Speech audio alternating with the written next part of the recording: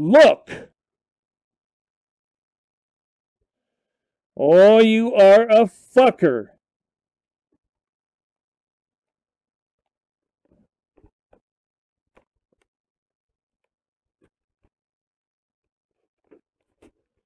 You are a fucking fucker.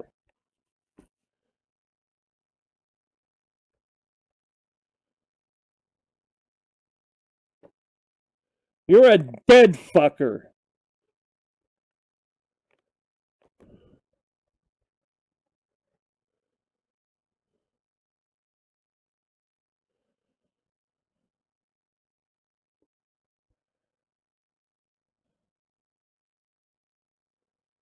Holy shit. We're talking some major problems here today, folks. This video is just acting up like crazy all of a sudden. Okay,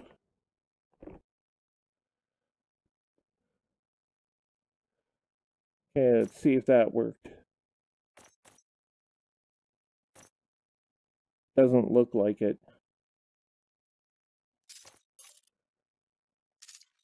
Oh man, this is frustrating stuff, I'll tell you what. Yep, once again.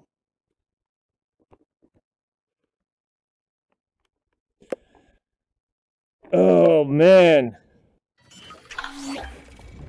And once again, Elite is having its frickin' heyday here.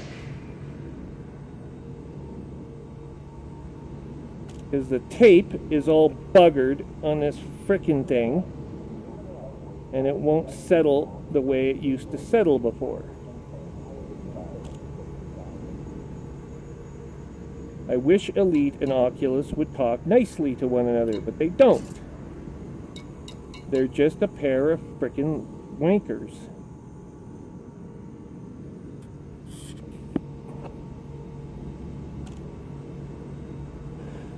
Oh.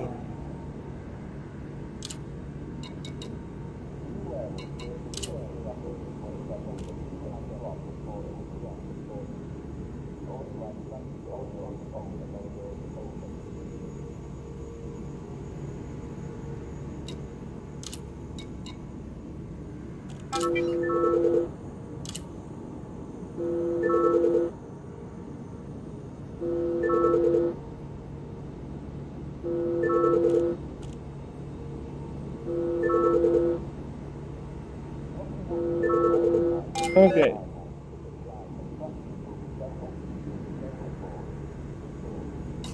You can either respond to the wing or not. I don't really care anymore. I'm moving on. Ugh, this makes me so mad. Why cannot get these people to build software that isn't so riddled with bugs? Hardware manufacturers don't build equipment so bloody delicate, and each one pointing their finger at the other. You give me the finger, why? What? You sent me an invite and I was in the middle of a map. I was trying to get out of there. No, I started trying to communicate with you, and I wasn't getting anywhere, so I was enunciating to everyone what my problems were with the video, and how you have hardware and software manufacturers each pointing their finger, blaming the other for each other's mistakes.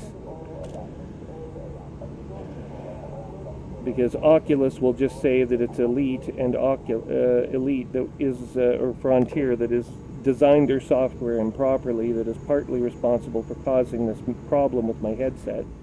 And it's Oculus to blame for manufacturing a shoddy frickin' headset, but also not being able to coordinate properly with the Oculus underlying software.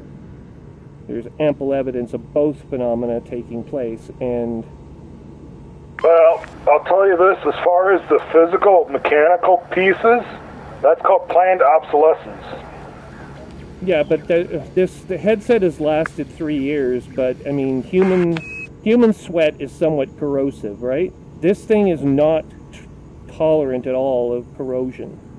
So unless you spend the extra money and get like a bunch of protective gear for your headset, it's going to wear out very, very quickly. Are you going to spend $8,000 on that headset? No, I might spend another $400 trying to get the damn thing to work, but... What you just said about sweat, there are certain fairly rare materials that will withstand it, but they're expensive. And then to fabricate them into a product and then try to sell that product, it's more of an uphill battle that really isn't worth it. Well, fine. Then just use the HoloLens. They didn't have no. On a regular basis. For a reasonable price. No. They could have built this into Oculus plastic glasses that resemble more the Microsoft HoloLens type of experience, and they would have none of these problems. Very simple. There. And its price point is similar to where it is now, and they get, that much more longevity out of it. They just didn't want to. And now Facebook owns it, so guaranteed it's going to go downhill from here. So 3 or 4 years ago, when they designed the Oculus headset the way they did, this technology you're talking about didn't exist at that point, but now that it does. So maybe now they could utilize it. Sure it did. Of course it did. What, you never worn plastic sunglasses before? Don't be ridiculous. Of course it existed. That's all that's behind the HoloLens. Except that HoloLens is augmented reality. You still have to have some sort of power source. Still have to have it hooked up somehow to... Yeah, but it doesn't have to be wired. 95% of it's plastic already. They don't have to make it so that, there's a foam guard around your face so that dissolves away over time and then you're screwed. That's just stupid. Anyway, I'm pissed off, and I'm not going to stop being pissed off about this. It's a perfectly rational argument I'm making, and there's absolutely no way to get around it, as evidenced by the fact that Microsoft has done it, so have other companies. I mean, the HTC Vive doesn't have these problems, except I don't like the design of their controllers. Their controllers, I don't know what the hell they were thinking, but they made stupid controllers that look, they're rings on the end of a stick. What the hell's up with that? Oh, well. Stupidest damn thing I've ever heard of in my life. Anyway. Bad design there, unless Oculus patented their controllers or some bloody thing. No doubt they did. Well, yeah, everybody patents everything so they can continue to make a little bit of money off their shit for a couple of years. Yeah, 50. 5 decades. In computer terms, that doesn't make any sense, because in 50 years, no one's using your damn equipment anymore anyway. It's not the software that gets patented. It's the mechanical pieces, the physical parts that get patented. I didn't say software, I said technology, and technology includes hardware. So, the same thing goes for tech. Do you really think your computer's going to be around in 50 years? I guarantee you these controller sets won't be. So if they patented them, they're going to be completely useless. By then, they'll probably just interface with your brain or something. Technology moves too quickly for existing patent law to keep up. Another problem. Technology and law do not mix. Very, very rarely. That's why Microsoft, Google, and all the major technology companies don't want government involvement. They don't want to legislate anything. They want freedom to innovate. Because if they don't have that freedom, the consequences... They want freedom to be able to rip off the customers at their leisure as well. Well, I don't think they're ripping us off at all. I need to be paid for my work. And if it wasn't me, it would be... But I also don't need to be spending an arm and a leg for a product that is not of appropriate quality either. As the end consumer, I don't need to be spending top dollar on something that really doesn't do half the shit that I need it to do. That's the crux of my entire argument with Oculus. So, we're on the same page. That's the crux of my argument with technology in general. They change it all to make it so much more friendly and user-friendly and that much more options and make it so much greater. You know what? Leave it the fuck alone. It works.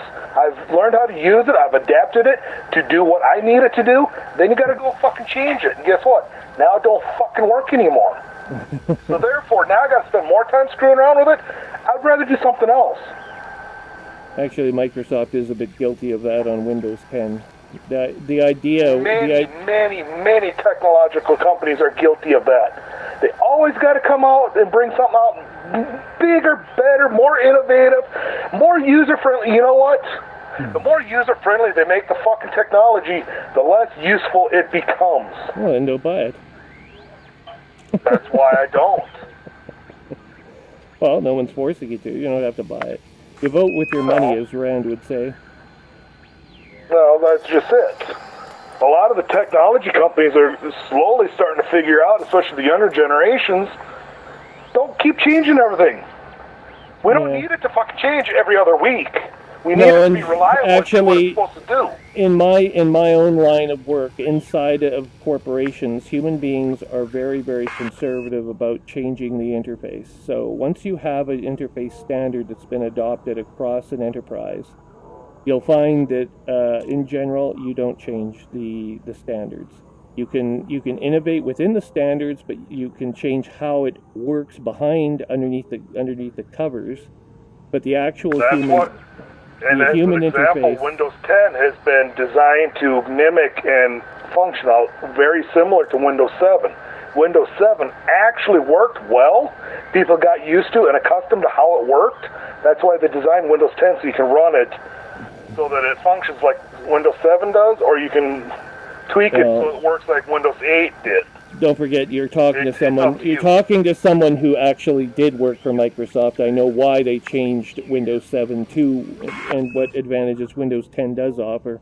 There were many changes under the hood, but the biggest singular change, obviously, is the interface. They went with larger box-sized interfaces, largely having to do with accessibility standards, so that the blind, those who are sight impaired, hearing impaired, and what I'm saying is that Windows 10, they gave you the option that and most people continue to run it with the same general layout and so that it simulates Windows 7 because it was a system that's easy to figure out. Oh yeah, absolutely. But I mean, figure out where you're going when you're navigating through the system. The biggest functional changes was that Windows 10 was to be the last of the operating system upgrades, right? So from now on, it's incremental. But now the incremental updates are still too big. They're actually pushing. So the update I just ran today, this afternoon, it was my turn, and it took like a half an hour for it to download and install correctly, and then boot. That's too damn long, and there's too many updates. They can go way more, and that's usually what they do after 1 month. But if they did smaller incremental updates that didn't require a reboot of Windows and all the rest of it, the user wouldn't even be aware of what's going on. It would be completely transparent to them, and you'd still get your upgrades out. And we're talking about thousands, possibly, of driver upgrades that don't even affect the average customer, because not everyone installs the same video card or the same sound card or, the same devices onto their system. Windows is an extremely versatile, device-friendly system that has got to be upgraded every so often. Also, there's security concerns with viruses and terrorists and Christ knows what else out there that have to be dealt with. So that stuff should all be done on a weekly basis, I think, and it should be pushed out every Sunday AM in your pertinent time zone. But no, instead we'll do it on Saturday morning as you sit down to do your weekly banking or do your company invoices for the month, and we'll do it on that exact same day, and we'll take half an hour of your time away. That doesn't make any sense. And you have no control over when the update installs. That's another complaint I have. So they haven't worked out all the kinks and bugs, but the idea of doing incremental updates is a sound one. It just hasn't been implemented properly yet.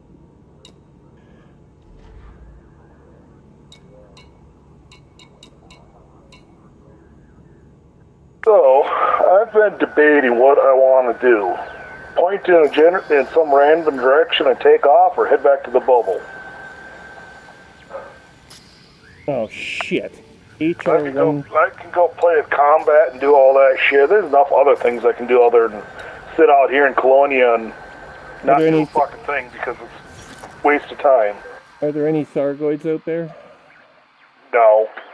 There were barnacle sites located out there early on. 4, 7. No, that's not it. Hold on. If you change the map view into civilization, there's nothing out here. 7. Thargoid or else. Where the fuck's my mouse? I can't fucking see anything here. 1257, 1257, 126757. Target located.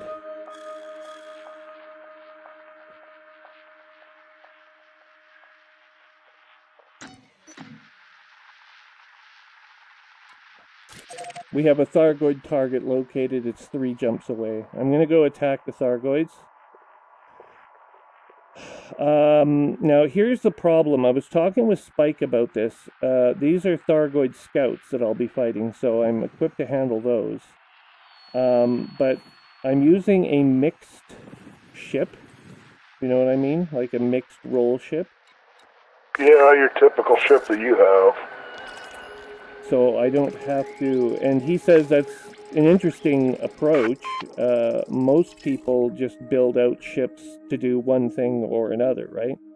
But I'm actually going for a multi-role vessel and trying to get it to be as strong as I possibly can. And I've got shard cannons, I've got guardian weapons, I've got human shock cannons for pirates and for human targets.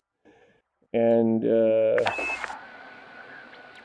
so far, I don't know if I'm as effective as I could be against the Thargoid Scouts.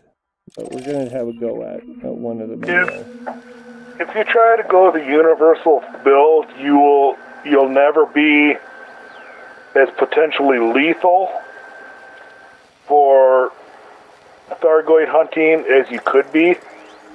You'll get by, but you'll never be at maximum efficiency doing so.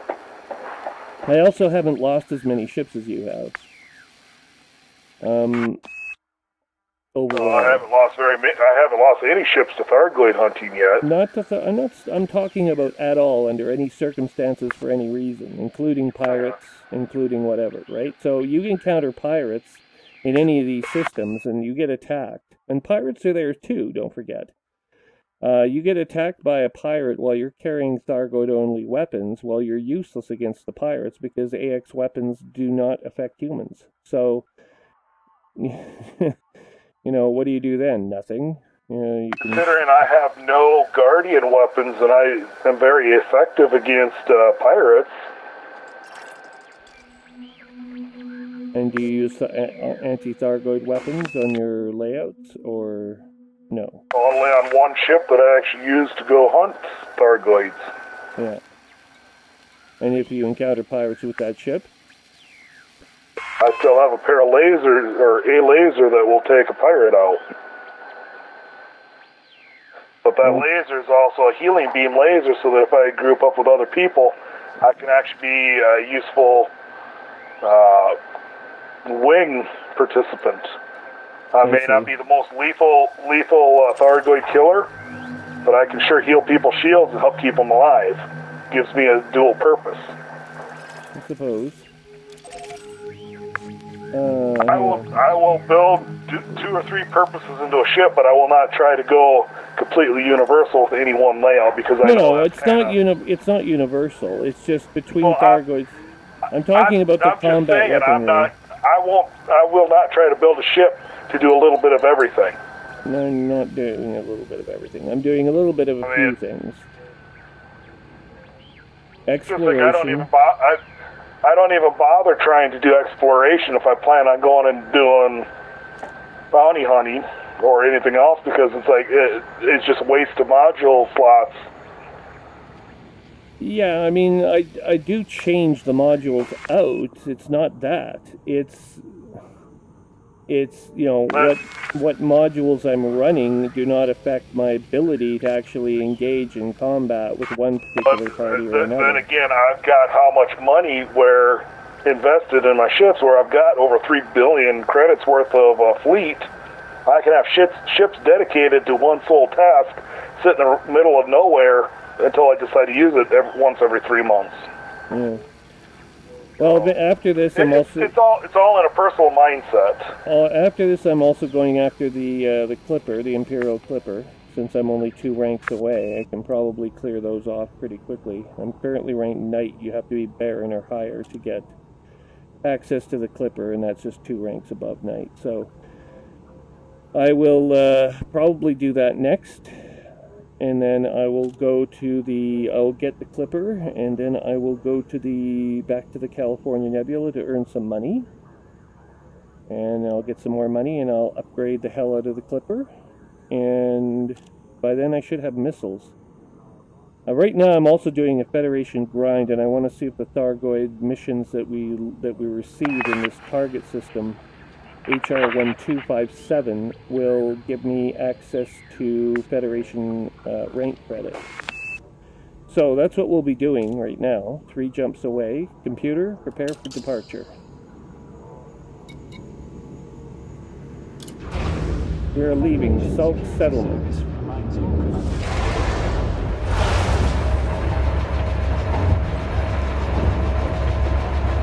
The other thing that seems to aid rank a little bit more quickly are cargo missions for some strange reason.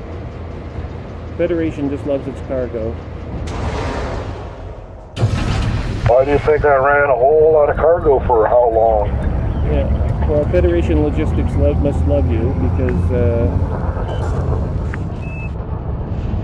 they seem to want to award rank based on how much cargo you carried along.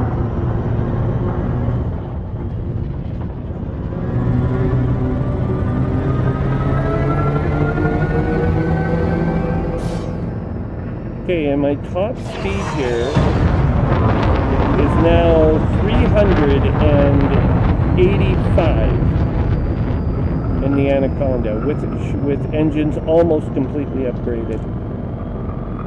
I bet you I can hit 400. That's not bad. And I also restored the military armor to my hull. So I've got military armor, 400 thrust, 2 fighters, 2 SRVs. I think I laid this thing out pretty good. It's an impressive Anaconda at this juncture, that's for sure.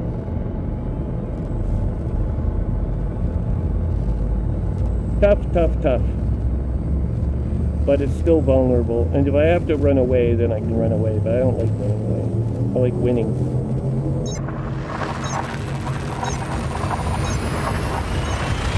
Oh my god, it just sounds like Trump. We like to win. Clean coal. Clean coal.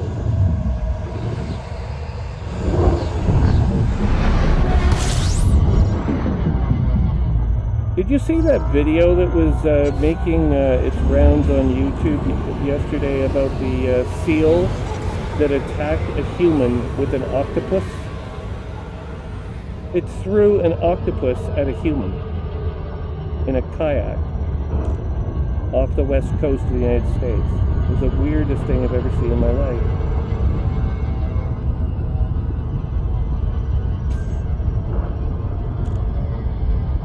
Like, what the hell?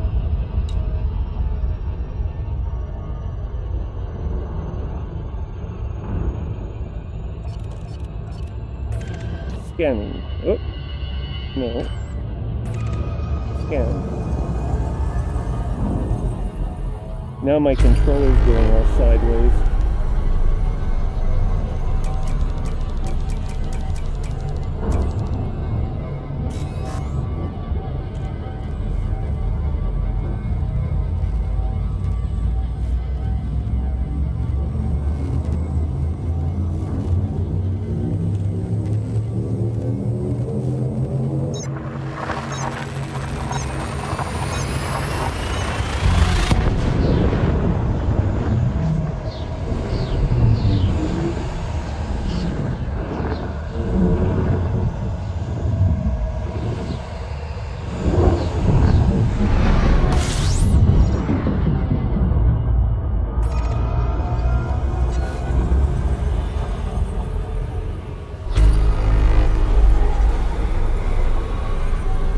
Oh, I found a planet.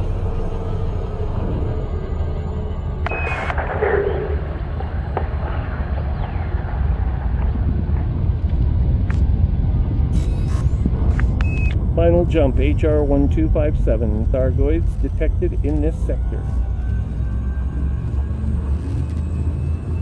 Taking an approximate 110 jumps to get back to the bubble if I use a neutron highway. Is that on span? Yeah. So, yeah, that's a pretty good sight. It's probably accurate. Trying to see how efficient I can get it.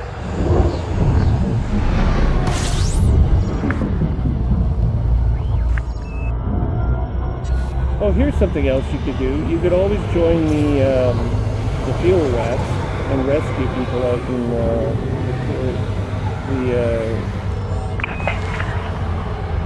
the Colonia sector. Yeah, no thanks. No? Okay. Headed for Jacobi platform in the HR 1257 system.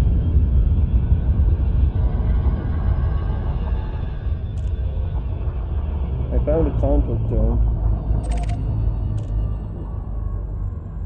It's low intensity. What the hell is going on here?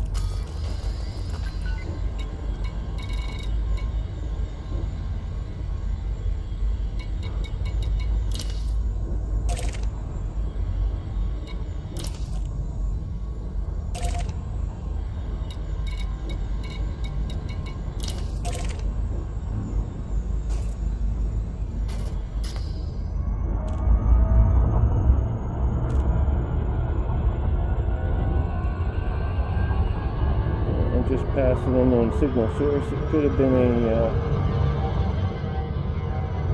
extraterrestrial. Wait, here's another one. Non-human signal source, threat level 4. Oh, I don't know. That's probably a Cyclops. I also don't know what utilities I have here. Where the hell did my planet go? Did you take my planet? Of course. There it is. Planet 3. Planet 3. It seems to have already been scanned, so we'll head for Planet 2 now.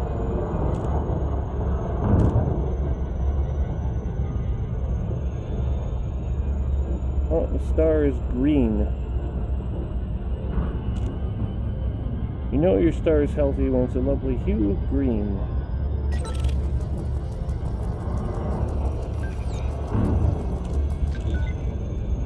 It is a Python. System authority, that's something. No. Let's go to number 1. No, we want to Jacobi platform. Thank you. Engage engines, all ahead blank.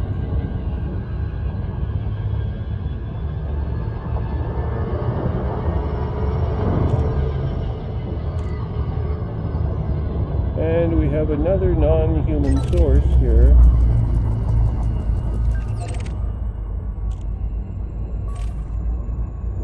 Threat level 4. How come the police ships never help you attack the Thargoids, but they'll help you attack the pirates? Pirates are cooler or something, I don't know. Doesn't make any sense. Oh my god, it's aliens! They're here to kill us all! Let's get the pirates instead. They're less of a threat. Okay, you're fucked in the head. How do you like that? How do you like them apples?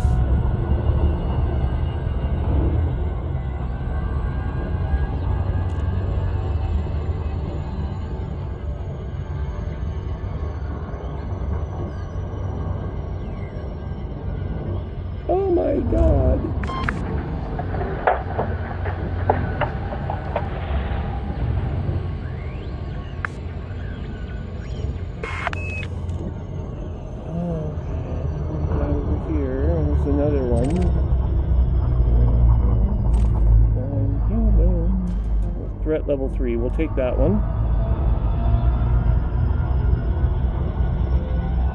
Closing on the non-human, threat level 3.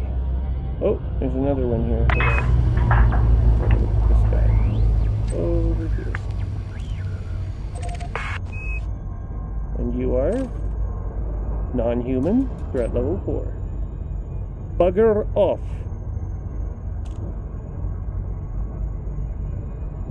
Okay, back to threat level 3. Level 3! We'll see if we can handle the threat level 3. I don't even remember what threat level I was attacking by myself before, but... Oh, if you got your badass Anaconda, you better be able to take a threat level 4. You would think so. If you're just taking on the Thyroid Scouts. I can do a level 4 with my crate. Oh, threat level 7. That one's a little out of our league. By ourselves, anyway. With help.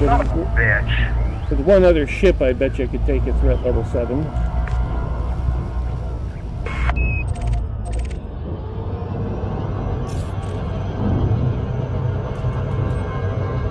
Threat level 4. This is threat level 3.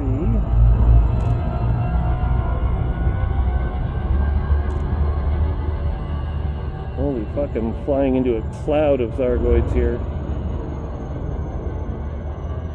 3 to 1,000 kilometers. And now we will have to kill you! All hands to battle stations.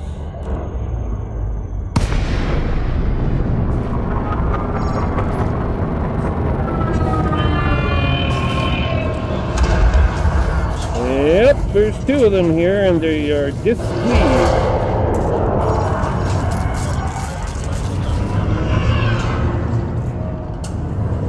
Let's see here.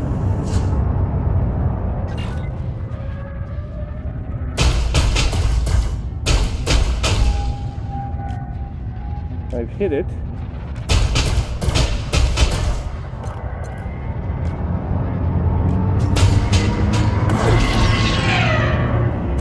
Definitely hit it.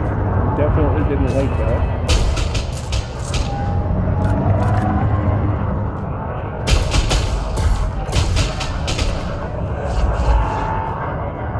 I don't think I have any data on a shield configuration. I'm going to have to ship that unit here.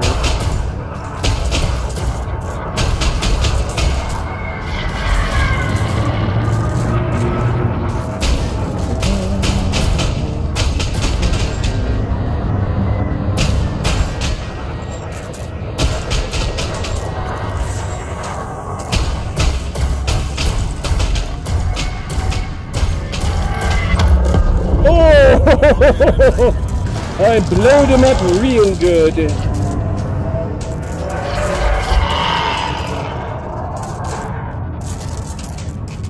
Oh, he's pissing me off.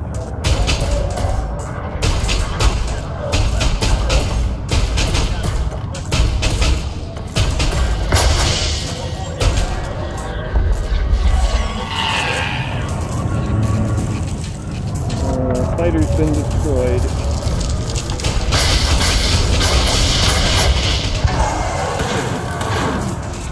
I will be back shortly. I gotta go use the restroom. Okay.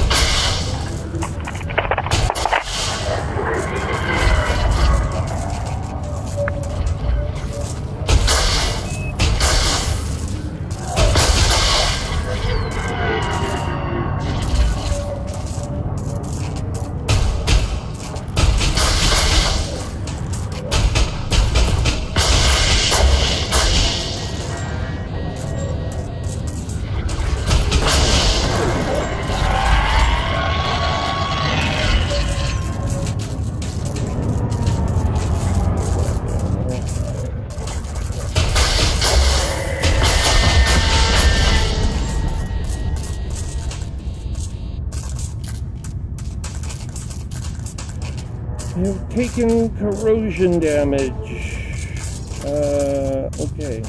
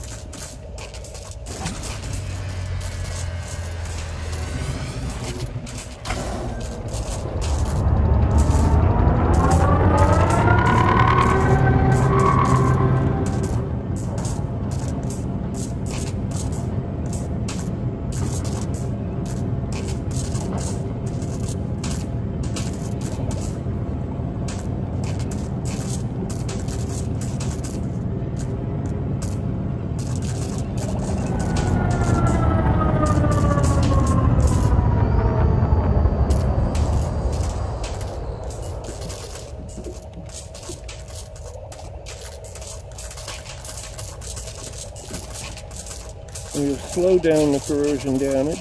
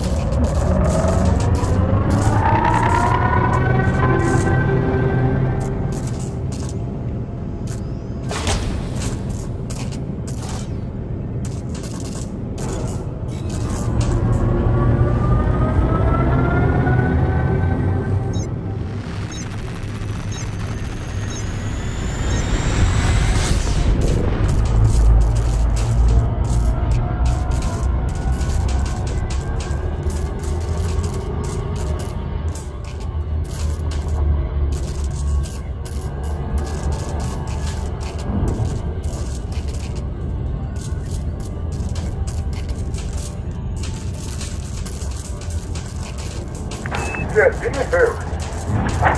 Put that bag back under. Got garbage over here too that should get cleaned up, right? Oh, there's the door in the coffee table. Just put it in there, please.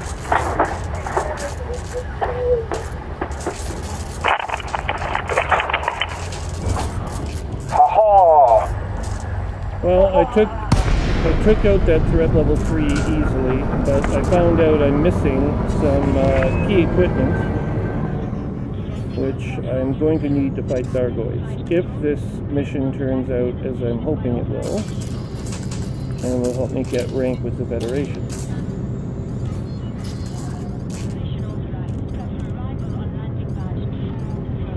My ship is on fire and burning at 67% hull.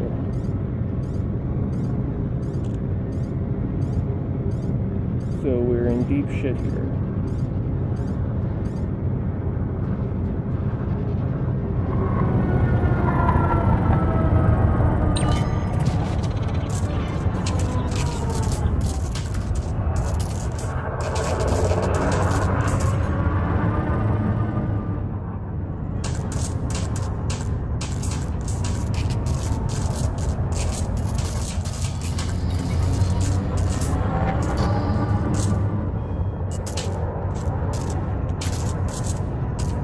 Arriving Jacobi platform. Auto dock now in progress.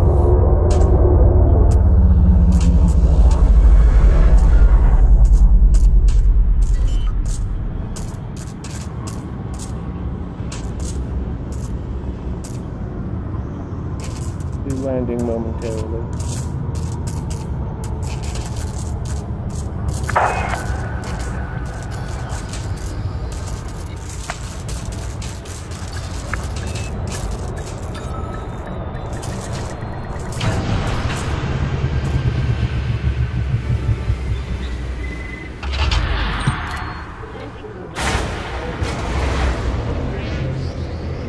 Welcome to Jacobi's platform. Refuel all, repair all, restock all.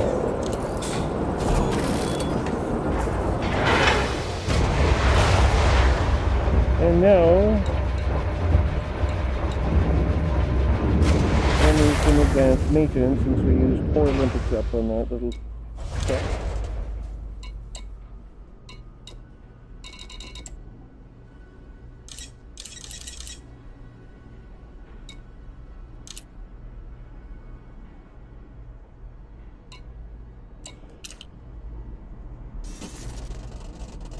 And we need to get our outfitting out so we can ship the required components here. Utility mounts. No, it's not going to help us. Back, stored modules. Recon limpet, heatsink, standard docking, power, corrosion-resistant cargo rack, enforcer cannons, decontamination limpet controller. I think that one will be of interest. Yes. It will take transfer to the station. Does not say how long it will take. 25 minutes. It is class 3. We have a repair limpet already.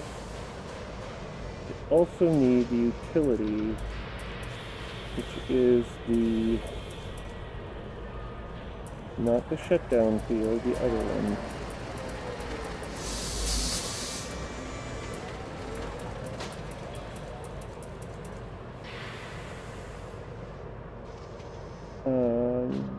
Shield booster, no. The Xeno scanner.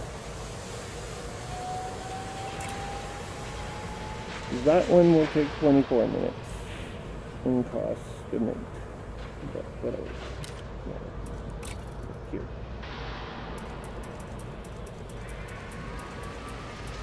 And we have more shields now anyway, since I polished off my maximizing my shield systems at Class A, 7A shield, prismatic, now engineered to the max.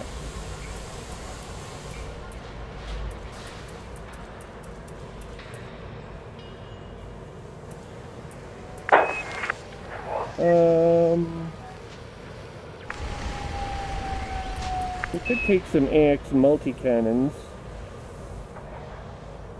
and we will take 2 of the AX multi-cannons.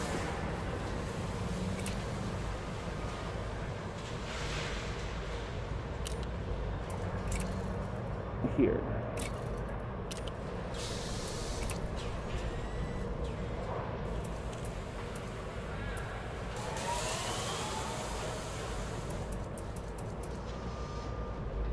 And the 3 EAX multi-cannons transfer to the station, please.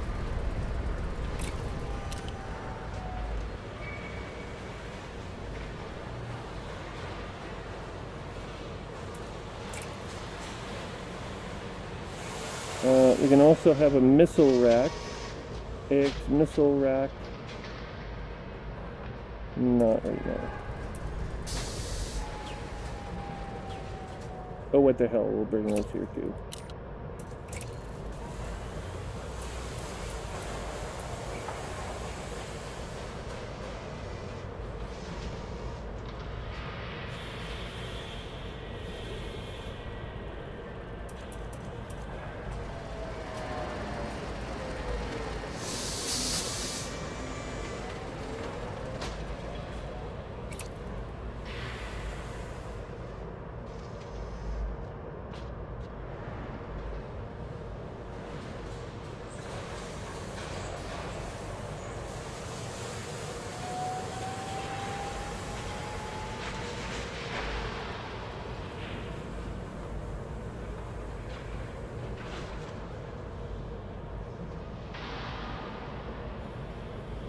Yeah, the Guardian plasma weapons sure makes short work of those probes, I'll tell you what.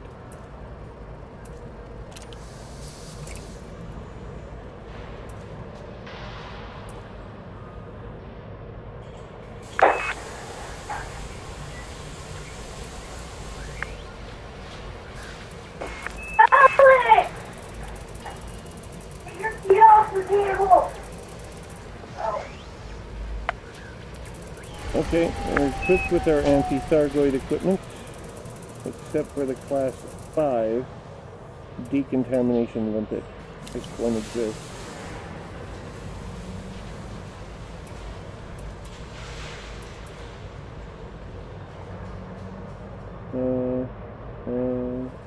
Optional internal.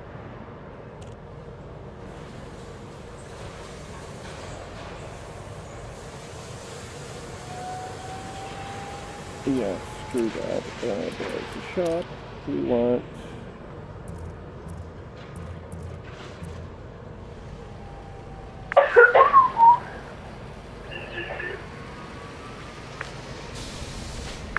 You know what? I don't think the decontamination limpets come in Class 5.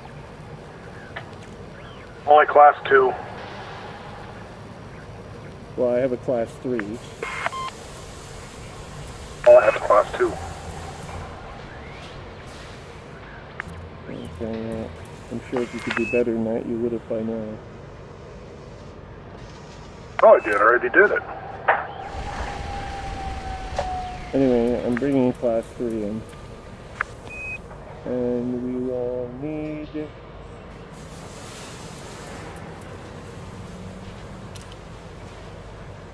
Okay. So we have Thyroids coming in here now.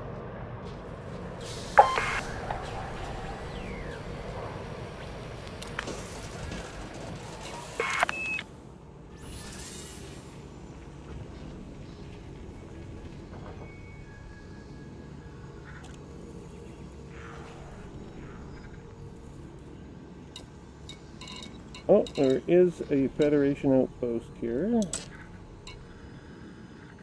While we wait.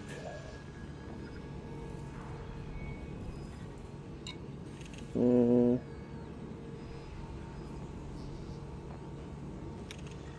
want a salvage contract. Well, I guess we can do a salvage. How much is a salvage? 4.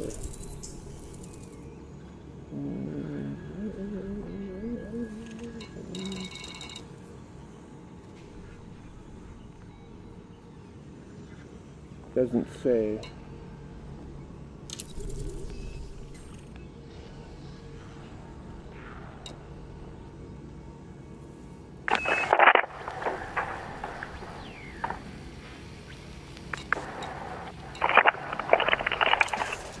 Okay, and we have to find out if we get bounty for these Thyroids, what will happen. And we have a material trader. It is an encoded material trader.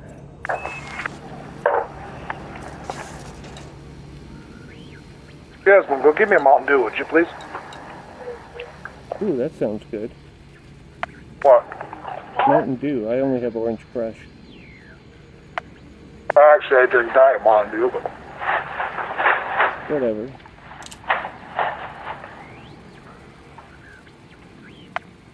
Oh, I'm in a friendly system. This is exploited by Sirius Corporation, Li Yong Rui.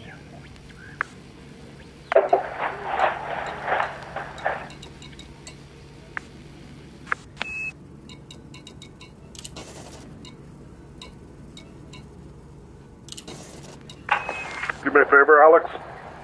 Take this plate down to your mom. You go give this to your mom.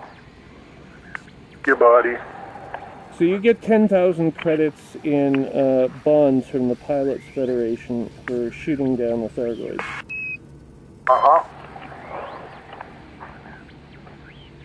So does it help you with the Federation, is the question. Current status with the Federation is... Probably not. 30. Okay. Deactivating. Confirmed. 16,800 claimed.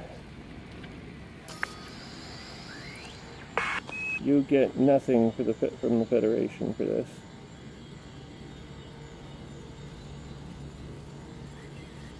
Well, that's stupid.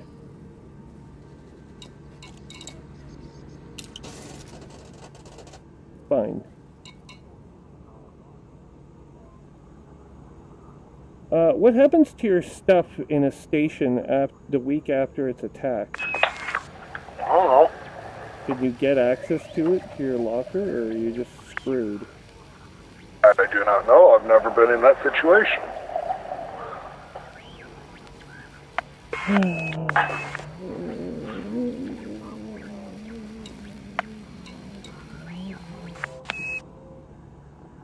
Because otherwise I'd have to travel to the Pleiades and brave the Hydras, which have appeared in the Pleiades now. Are headed this way. You know what? We're all dead if the Thyroid base ships launch. There's no... I mean, no one's taken... Well, that's not true. People are taking out Hydras, but they basically are doing it in groups. And groups of experienced pilots, not just wankers that are like Thyroid hunting like me.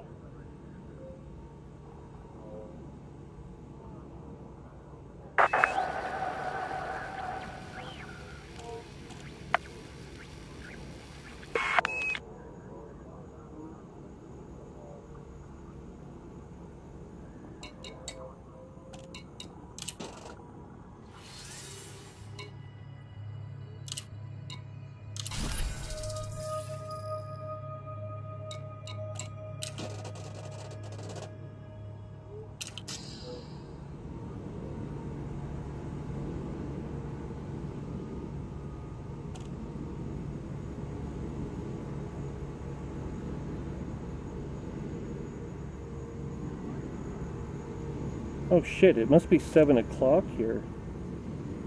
What time is it? It's 7:10. What's that? It is 6:10. It is 6:10 here. So it's 7:10 here.